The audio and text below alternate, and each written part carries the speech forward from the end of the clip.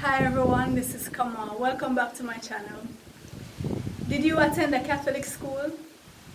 Or did you have an administrator or principal who was just so stern, so strict? It drove terror into your heart, even though you knew that they loved you. You knew that, you could feel that. But because they were so stern, it's like you just lived in terror.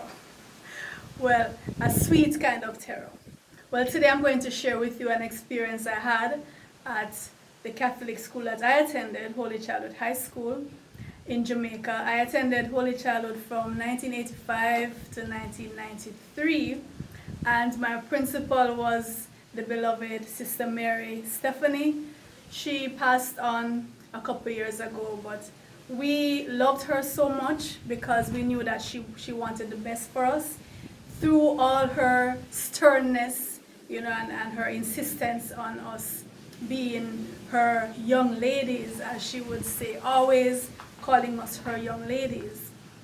No, I usually, when we had Mass, for Catholic schools, we would have Mass maybe every first Friday, or maybe if there was a special occasion, we'd go into Stephanie Hall or we'd go into the church for Mass. No, I'm not a Catholic, but I love to go up whenever they were having communion. I would go and, just to taste the communion bread. After a while, I realized it was too bland for my taste, and they didn't really serve any wine. It wasn't real wine. So after a while, I lost interest. And so whenever they had Mass, I would sometimes find somewhere else to go. No, I wasn't the only one with this intention, right? Many girls, because it was an all-girls school, all-girls Catholic school, so many of the girls found places to hide whenever Mass would happen, because this would take like an hour and a half, even 2 hours sometimes. And for us, this was much too boring, much too tedious to sit through, especially when there was no opportunity to get any real wine, right? So I remember this particular day we had Mass, it was Friday Mass, and a couple of us girls decided to hang out in the music room. Now the music room was it was on a separate building from the rest of the classrooms. It was in one of the older buildings that were on the compound. So you had some old cupboards, and creaky doors and so on. So we went into the music room and we were there just wasting time pretty much. We were not being the exemplary sixth formers that Sister Stephanie was trying to mold us into. We were the upper school, so we should be setting an example, right? We were not. So we were in the music room chatting away. In Jamaica we say labrishing, just gossiping, wasting time. I don't think any of us was really studying anything, so we were just there.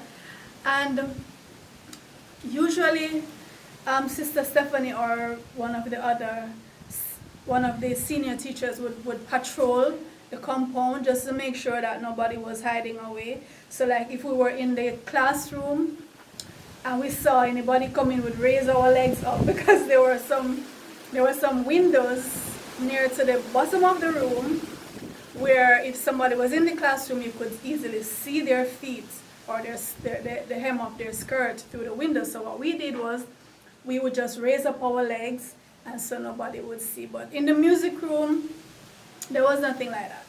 So somebody said, I hear footsteps, somebody's coming, maybe Sister Stephanie is coming.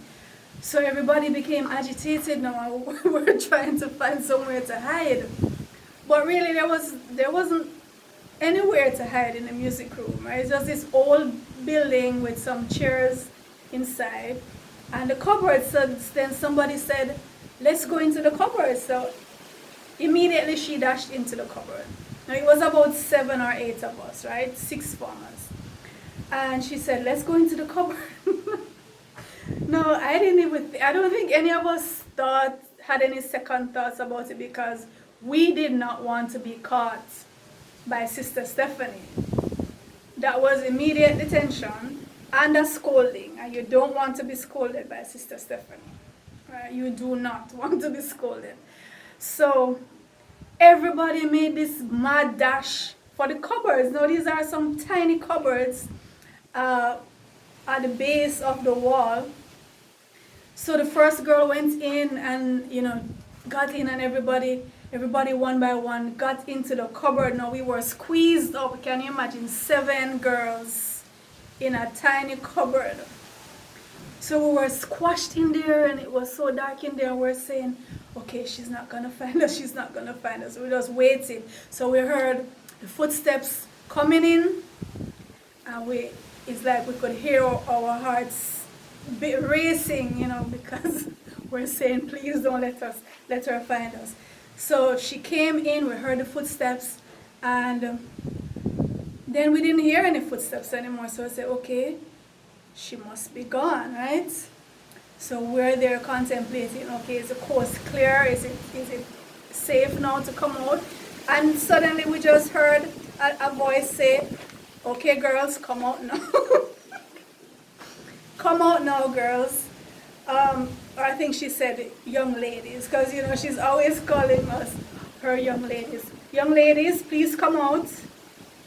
So one by one, we pulled the door, and one by one, we crawled out of the cupboard. Now, can you imagine 7 girls crawling out of the tiny cupboard? And Sister Stephanie just stood there, just shaking her head. And we felt so ashamed, so utterly ashamed. And then all of a sudden, she just burst out laughing. And to be honest, it's one of the only times, I've ever seen Sister Stephanie just laughing like that. Our behavior just inspired her into this. She just couldn't stop laughing. She just shook her head, and it's like she was saying, after all the things I've done to mold these young ladies, this is where I find them hiding in the cupboard, hiding from mass. I think she gave us a detention, I don't even remember. Or maybe she was just so tickled by the whole thing. She just marched us over to mass, and we just hung our heads as we walked over. And this has stayed in my mind all these years. I don't think I'll ever forget that experience, out of all the other experiences I've had, growing up under the firm guidance of Sister Mary Stephanie.